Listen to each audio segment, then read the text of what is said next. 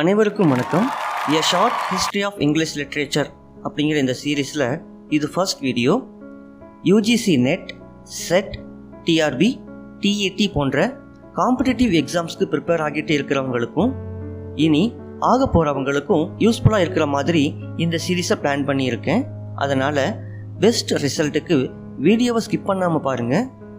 கூடவே மறக்காமல் mister voice notes அப்படிங்கிற இந்த சேனலுக்கு சப்ஸ்கிரைப் பண்ணி சப்போர்ட் பண்ணுங்கள். இந்த வீடியோ உங்களுக்கு யூஸ்ஃபுல்லாக இருக்குன்னு தோணுச்சுன்னா உங்கள் ஃப்ரெண்ட்ஸுக்கும் ஷேர் பண்ணுங்கள். வாங்க வீடியோக்குள்ளே போகலாம். ஓல்டு இங்கிலீஷ் பீரியட் அப்படின்னா என்ன அப்படின்னு கேட்குறவங்களுக்கு தான் இப்போ வரக்கூடிய பதில். ஃபஸ்ட்டு நம்ம ஓல்டு இங்கிலீஷ் பீரியட்னா என்ன அப்படிங்கிறத தெரிஞ்சுக்கலாம். 5ஆம் நூற்றாண்டில் ஜெர்மனியிலிருந்து ஜூட்ஸ், ஆங்கிள்ஸ், அப்புறம் சாக்சன்ஸ் இங்கிலாந்துக்கு வந்தாங்க. வந்து ஆங்கிலேய பழங்குடி மக்கள்னு சொல்லக்கூடிய கெல்ஸை தோக்கடிச்சு அவங்களோட ஆட்சியை தொடங்கிய போது இந்த பீரியட் ஆரம்பிக்குது. கிபி 1066 நார்மன் வெற்றியோட இந்த காலகட்டத்தோட இலக்கிய தாக்கத்தை ஏற்படுத்திய வரலாற்று நிகழ்வுகளை நம்ம ஒன்றொன்னா தெரிஞ்சுக்கலாம். கிறிஸ்தவ மதம் இங்கிலாந்தில் பரவியது. அப்புறம் பேகன் அப்படின்னு சொல்லப்படக்கூடிய ஆங்கில பழங்குடியினரோட கிறிஸ்துவ மயமாக்கல் இந்த பீரியட்ல ஆரம்பிச்சது. ரெண்டாவதா கிபி 7ஆம் நூற்றாண்டில் கிறிஸ்டியன் மடங்கள் நிறுவப்பட்டுச்சு. அங்கே இருந்து தான் எழுதப்பட்ட இலக்கியம், அதாவது ரிட்டன் லிட்ரேச்சர் ஆரம்பிச்சது. அதுக்கு முன்னாடி வரைக்கும் இருந்த லிட்ரேச்சர் எல்லாம் ஆரல் லிட்ரேச்சரா, அதாவது பேச்சு வழக்கா மட்டும்தான் இருந்துச்சு. அடுத்ததா கிபி 871 இருந்து கிபி 901 வரைக்கும் இங்கிலாந்து ஆண்ட ஆல்ஃப்ரெட் தி கிரேட் அப்படிங்கிற அரசர் கல்வியை ஊக்குவிச்சாரு. அதோடு மட்டும் இல்லாமல் ஆங்கிலோ-சாக்சன் கிரானிக்கல் அப்படிங்கிற தொகுப்பையும் அவர் மேற்பார்வை செஞ்சிட்டு இருந்தாரு. இது இங்கிலாந்தோட இலக்கிய வளர்ச்சிக்கு ரொம்பவே உறுதுணையாக இருந்துச்சுன்னு சொல்லலாம். இந்த பீரியடோட லிட்ரரி ஒர்க்ஸ் எப்படி இருந்துச்சு அப்படிங்கிறத பார்க்கலாம். இங்கிலீஷ் லிட்ரேச்சரோட ஆரம்பகால எப்பிக் பியோவுல்ஃப் அப்படின்னு சொல்கிறோம். அந்த பியோவுல்ஃப் அப்படிங்கிற அந்த எப்பிக் எழுதப்பட்டது இந்த காலகட்டத்தில் தான். இங்கிலீஷ் லிட்ரேச்சரோட ஆரம்பகால எப்பிக் பியோவுல்ஃப் அப்படின்னு சொல்கிறோம். அந்த பியோவுல்ஃப் எழுதப்பட்டது இந்த காலகட்டத்தில் தான்.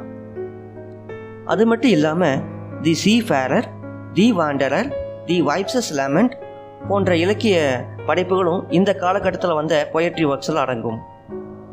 நான் ஏற்கனவே சொன்ன மாதிரி இந்த காலத்தில் எழுதப்பட்ட ஆங்கிலோ-சாக்சன் கிரானிக்கல் இங்கிலீஷ் லிட்ரேச்சரோட ஆரம்பகால ப்ரோஸ் ஆகும்.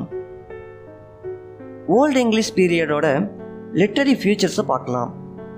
அதாவது ஓல்டு இங்கிலீஷ் பீரியட் அல்லது தி ஆங்கிலோ-சாக்சன் பீரியடில் லிட்ரரி ஒர்க்ஸ் எப்படி இருந்துச்சு, அது எதை பேஸ் பண்ணி இருந்துச்சு அப்படிங்கிறது தான் இப்போ பார்க்க போகிறோம்.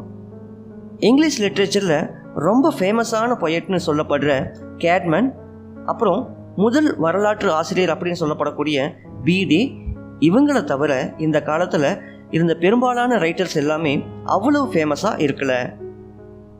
கிறிஸ்டியானிட்டி பரவ ஆரம்பிச்சு இருந்தாலும் இந்த டைமில் வந்த லிட்ரரி ஒர்க்ஸில் பொதுவாக பேகனிசம் அப்படின்னு சொல்லப்படக்கூடிய புற மதவாதம் தான் ஆதிக்கம் செலுத்துச்சு. வீரச் செயல்கள், சாகச கடல் பயணம் மீதான காதல், புகழ் மேலே இருக்கிற வெறி, காட்டு மிராண்டித்தனம், இந்த மாதிரி விஷயங்கள் தான் இந்த காலத்தில் இலக்கியத்தோட முக்கிய அம்சங்களாக இருந்துச்சு. அடுத்ததாக ஓல்டு இங்கிலீஷ் அப்படின்னா என்ன அப்படிங்கிறத பற்றி பார்க்கலாம். அதில் வந்த படைப்புகள் என்ன அப்படிங்கிறதை பார்க்கலாம். ஓல்டு இங்கிலீஷில் எழுதப்பட்ட முதல் இங்கிலீஷ் படைப்புகள் எல்லாம் ஆரம்பகால இடைக்காலத்தில் தோன்றின. அதில் எஞ்சிருக்கக்கூடிய ஒரே ஒரு பழமையான உரைன்னு பார்த்தோன்னா அது கேட்மனோட ஹைம் மட்டும்தான். எபிக் போயம் ரொம்பவே பிரபலமாக இருந்துச்சு. அதில் பியோவுல்ஃபை நம்ம குறிப்பிட்டு சொல்லலாம். இந்த படைப்புகளில் epic poetry, sermons, Bible translations, legal works, chronicles, இன்னும் சில படைப்புகளையும் நாம் உள்ளடக்கலாம். அடுத்ததாக ஆங்கிலோ-சாக்சன் லைஃப் எப்படி இருந்துச்சு அப்படின்னு பார்க்கலாம். நாம் இப்போ வரைக்கும் இங்கிலீஷ் லிட்ரேச்சரோட ஆரம்பகால பதிவுகளில் சிலதை பார்த்தோம். ஆங்கிலோ-சாக்சன் லைஃப் எப்படி இருந்துச்சுங்கிறத அடுத்ததாக பார்க்கலாம். நாம் இப்போ வரைக்கும் இங்கிலீஷ் லிட்ரேச்சரோட ஆரம்பகால பதவிகளில் சிலதை பார்த்தோம். ஒருவேளை ஜென்ரல் ஹிஸ்ட்ரியில் காட்டு மிராண்டிங்க, சுதந்திர போராளிங்கன்னு சொல்லப்படக்கூடிய மனுஷங்க இவ்வளவு சிறந்த இலக்கிய படைப்புகளை உருவாக்கி இருக்க முடியுமான்னு நம்மளை ஆச்சரியப்பட வைக்குது. அதனால தான் இந்த ஆரம்ப கால ஆங்கிலோ-சாக்சன் லிட்ரேச்சரை வாசிக்கிறப்ப நம்மளை அவங்க லிட்ரேச்சர் கூட அறிமுகம் செய்கிறதோட மட்டும் நிற்காம அது நம்மளை அந்த மனுஷங்க மேலே ஒரு பெரிய மரியாதையும் ஏற்படுத்துது. முதல்ல ஆங்கிலோ-சாக்சன் அப்படிங்கிற பேர் 3 ஜெர்மானிய பழங்குடியினரை குறிக்குது. ஏற்கனவே சொன்ன மாதிரி ஜூட்ஸ், ஆங்கிள்ஸ், கடைசியாக சாக்சன்ஸ். நார்த் சீலையும் பால்டிக் கரையோரங்கள்லையும் விட்டுட்டு ரொம்ப தூரத்தில் இருந்த பிரிட்டனை கைப்பற்றி காலனித்துவம் படுத்தினாங்க. ஆங்கிள்ஸ் ஒரு பழங்குடியினரோட இல்லமாக இருந்துச்சு. பிரிட்டிஷ் முன்னோர்களில் சிலர் அவங்களோட முக்கியமான பயணம் செஞ்ச இடத்துக்கு இன்னும் பெயர் இருக்கிறதா சில வரலாற்று குறிப்புகளும் சொல்லுது. ஓல்டு சாக்சன் வார்த்தையான ஆங்கிள் அல்லது ஓங்கிள் அப்படிங்கிறது ஒரு தூண்டில் அப்படின்னு பொருள் வரும். மேலும் இங்கிலீஷ் வேர்ப் ஆங்கிள் அப்படிங்கிற சொல்லுக்கு மீன் பிடித்தல் அப்படிங்கிற ஒரு பொருளை வால்டன் அப்புறம் பழைய வரலாற்று எழுத்தாளர்களால் இன்னமும் மாறாமல் பயன்படுத்தப்படுது. இதில் இருந்து முதல் இருந்த ஆங்கிள்ஸ் யஹூக்மேன் அப்படின்னு நம்ம கூட நினைக்கலாம். ஒருவேளை அவங்க மீன் பிடிச்ச காரணமாக கூட இருக்கலாம். அது மட்டும் இல்லாமல் அவங்க வாழ்ந்த கடற்கரை ஜூட்லாந்து தீபகற்பத்தோட அடிவாரத்தில் ஒரு மீன் கொக்கி தூண்டில் வடிவத்தில் வளைந்திருப்பதாக நம்மளால் பார்க்க முடியும். அந்த மேப்பையும் உங்களுக்கு கொடுத்துருக்கேன். அதை பார்க்கும்போது உங்களுக்கு ஒரு தூண்டில் இருக்கிற மாதிரி தோணும். அதாவது பழைய ஆங்கிலோ-சாக்சனோட ஜூட்லாந்து தீபகற்பம் அடிவாரத்தில் பார்த்தீங்கன்னா ஒரு மீன் கொக்கி மாதிரி இருக்கும். ஸோ அதனாலேயும் கூட இங்கிலாந்து அப்படிங்கிற பேர் வந்திருக்கிறதா சொல்கிறாங்க. இந்த போர்களில் வெற்றி பெற்ற பழங்குடியினரில் ஆங்கிள்ஸ் தான் அதிகம். அவங்களோட இந்த புதிய இடம்தான் ஆங்கிலோலேண்ட் அப்படின்னு சொல்லப்பட்டுச்சு. படிப்படியான மாற்றங்களால் இது முதல்ல இங்கிலாந்தாகவும் பின்னர் இங்கிலாந்தாகவும் மாறுச்சு. இப்போ ஓல்டு இங்கிலீஷ் பொயட்ரியில் என்னென்ன இருக்குது அப்படிங்கிறத பார்க்கலாம். வரலாறு படி ஓல்டு இங்கிலீஷ் போயம்ஸை 2 பிரிவாக பிரிக்கலாம். ஒன்று த ஹீரோயிக் ஜெர்மானிக் ப்ரீ கிறிஸ்டியன் அப்படின்னு பிரிக்கலாம். அடுத்ததாக த கிறிஸ்டியன் என 2 விதமாக நாம் பிரிக்கலாம். ஆங்கிலோ-சாக்சனோட கவிதைக்கு உண்டான விதிகளையோ அல்லது வெளிப்படையான அமைப்பையோ விட்டு செல்லவில்லை. அந்த கால கவிதைகளை பற்றி நமக்கு தெரிஞ்ச அத்தனையும் ரீசண்டாக வந்த ரிசர்ச்சை பேஸ் பண்ணி தான் இருக்குது. முதல்ல ரொம்பவே பரவலாக ஏற்றுக்கொள்ளப்பட்ட கோட்பாடுன்னா அது எட்வர்ட் சீவர்ஸ் என்பவரால் கட்டப்பட்டுச்சு. அவர் 5 தனித்தனி வடிவங்களை வேறுபடுத்தி காமிச்சார். ஸோ அதன் மூலயமா ஓல்டு இங்கிலீஷ் பொயட்ரி அப்படிங்கிற ஒரு ஃபார்மை நம்ம தெரிஞ்சுக்க முடியுது. பொதுவாக ஓல்டு இங்கிலீஷ் வேர்ஸ் லைன்ஸ் எல்லாம் ஒரு சின்ன பாஸ் மூலமாக பாதியாக பிரிக்கப்பட்டிருந்துச்சு. ஒரு இடைவெளி. இந்த பாஸ் கேஸ்ரா அப்படின்னு சொல்லப்பட்டுச்சு. ஒவ்வொரு ஹாஃப் லைன்லேயும் 2 ஸ்ட்ரெஸ்டு சிலபஸ் இருந்துச்சு. ஸோ இதுதான் பார்த்திங்கன்னா நமக்கு எட்வர்ட் சீவர்ஸ் கொடுத்த ஒரு எவிடன்ஸ். அதாவது ஓல்டு இங்கிலீஷ் பொயட்ரி எப்படி இன்றைக்கி இருக்கக்கூடிய பொயட்ரிலேருந்து வேறுபட்டுச்சு அப்படிங்கிறத நம்ம தெரிஞ்சுக்கிறதுக்கான ஒரு சின்ன அளவுகோலாக இந்த ஒரு விஷயத்தை நமக்கு ஓல்டு இங்கிலீஷ் பீரியட் பற்றி எட்வர்ட் சீவர்ஸ் நமக்கு கொடுத்துருக்காங்க.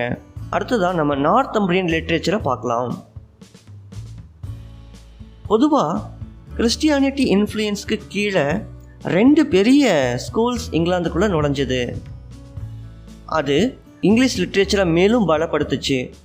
மேலும் ஆங்கிலோ-சாக்சன்களோட ராஜ்யங்களுக்கு இடையில் அடுத்ததாக நார்த்தம்பிரியன் லிட்ரேச்சரை பற்றி தெரிஞ்சுக்க போகிறோம். இந்த நார்த்தம்பிரியன் லிட்ரேச்சர் அப்படிங்கிறதும் ஓல்டு இங்கிலீஷ் பீரியடில் வந்த ஒரு பகுதி தான். பொதுவாக கிறிஸ்டியானிட்டி இன்ஃப்ளூயன்ஸ்க்கு கீழே 2 பெரிய ஸ்கூல்ஸ் இங்கிலாந்துக்குள்ளே நுழைஞ்சது.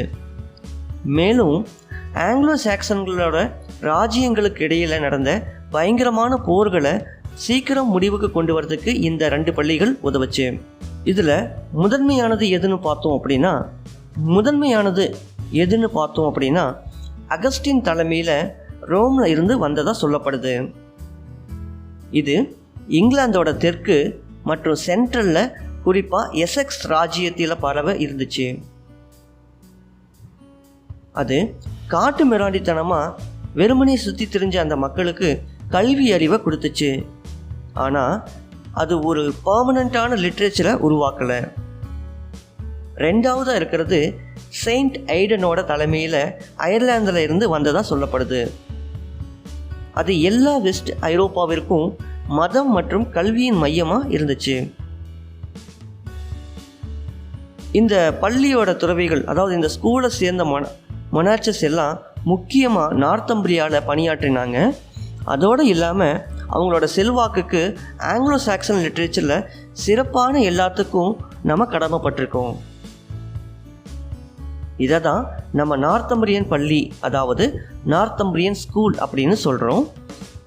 ஜாரோ மற்றும் விட்பி போன்ற மடங்கள், அதோட அபேக்கள் ஒரு சென்டராக இங்கே செயல்பட்டுச்சு. அதோட 3 பெரிய ஆளுமைகளாக BEDE, கேட்மோன் அப்புறம் சின்வுல்ஃப் இவங்கள இருந்தாங்க. இப்போ இந்த 3 பேர்த்த பற்றி நம்ம ஒரு ஜிஸ்ட் தெரிஞ்சுக்கலாம். ஃபஸ்ட்டு BEDE, தமிழில் வணக்கத்திற்குரிய BEDE அப்படின்னு சொல்லுவோம். அதாவது இங்கிலீஷில் வேனரபிள் BEDE அப்படின்னு பொதுவாக நம்ம சொல்கிற BEDE இங்கிலீஷ் லிட்ரேச்சரோட முதல் சிறந்த அறிஞர். அதோடு இல்லாமல் அவரை ஃபாதர் ஆஃப் இங்கிலீஷ் லேர்னிங் அப்படின்னு சொல்கிறோம். அவர் லத்தீன் மொழியில் எழுதினார். அவரோட கடைசி படைப்பான காஸ்பல் ஆஃப் ஜான் ஆங்கிலோ-சாக்சனில் டிரான்ஸ்லேட் பண்ணி இருக்கார். அவரது படைப்புகள் the first history of England, ecclesiastical history of the English people, இதெல்லாம் அவரோட முக்கிய படைப்புகளாக சொல்லப்படுது. இந்த வரிசையில் 2வது இருக்கக்கூடியது கேட்மன். இவர் 7ஆம் நூற்றாண்டில் வாழ்ந்த ஒரு துறவி. கேட்மன் ரொம்ப பிரபலமானவர். அதோட ஓல்டு இங்கிலீஷ் பொயட்ரியோட தந்தையாக கருதப்படுறாரு. 7ஆம் நூற்றாண்டில் நார்த்தம்பிரியாவில் உள்ள விட்பி அபேல அவர் ஒரு மெடிவாவாக இருந்திருக்காரு. ஒரே ஒரு 9 வரி கவிதை மட்டும் அவர் எழுதுனதில் எஞ்சி இருக்கு. இதை நம்ம ஹைம் அப்படின்னு சொல்கிறோம். இது இங்கிலீஷில் எஞ்சி இருக்கிற ரொம்ப பழமையான ப்ரோஸ் ஒர்க் ஆகும். நாம் திட்டவட்டமான பெயரையும் தேதியும் கொடுக்கக்கூடிய முதல் கவிஞர் கேட்மன் தான். இப்போ கேட்மனோட படைப்புகள் என்னென்னு பார்க்கலாம். கேட்மன் பற்றி சொன்னாவே பொதுவாக அவரோட மிகப்பெரிய படைப்பான பேராஃப்ரேஸை சொல்லலாம்.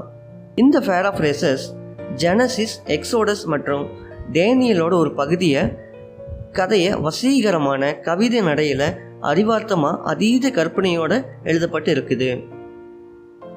இந்த வரிசையில் நம்ம 3ஆவதாக பார்க்கக்கூடிய நபர் சினிவுல்ஃப். சினிவுல்ஃபோட சிக்னேச்சரோடு இருக்கக்கூடிய போயம்ஸ்ன்னு பார்த்தோம் அப்படின்னா Christ, Juliana, the Fates of the Apostles, அப்புறம் எலீன், இவங்க மட்டும்தான். அது மட்டும் இல்லாமல் Andreas, Phoenix, the Dream of the Rood, Descent into Hell, Guthlac, the Wanderer, அப்புறம் சில ரெடில்ஸ் போன்ற கையெழுத்து இடப்படாத கவிதைகளும் இதில் அடங்கும். இன்னும் ஒரு முக்கிய நபரை பற்றி நம்ம பார்க்கலாம். அவர் தான் கிங் ஆல்ஃப்ரெட் த கிரேட். ஆல்ஃப்ரெடோட கால வரலாறை பார்த்தா அவருக்கும் நார்த்மேன்களுக்கும் நடுவில் ஒரு பயங்கர போராட்டம் இருந்ததாக நமக்கு தெரியுது. கிபி 878 வெட்மோர் உடன்படிக்கையோட போராட்டம் முடிவுக்கு வந்துச்சு. ஆல்ஃப்ரெட் வெசெக்ஸோட மன்னராக மட்டும் இல்லாமல் ஆல்ஃப்ரெடோட இலக்கியத்தில் வீரமிக்க ஒரு நபராக இருக்கவும் ஆரம்பித்தார். ஆல்ஃப்ரெடோட ஒர்க் என்னென்ன அப்படிங்கிறத பார்க்கலாம். ஆல்ஃப்ரெட் முக்கியமாக ஒரு டிரான்ஸ்லேட்டராக அறியப்படுறாரு. அவரோட முக்கியமான மொழிபெயர்ப்புகளை நம்ம 4ஆக பிரிக்கலாம். ஃபஸ்ட்டு ஒரேசியஸோட யுனிவர்சல் ஹிஸ்ட்ரி ஆஃப் ஜியாகிரஃபி.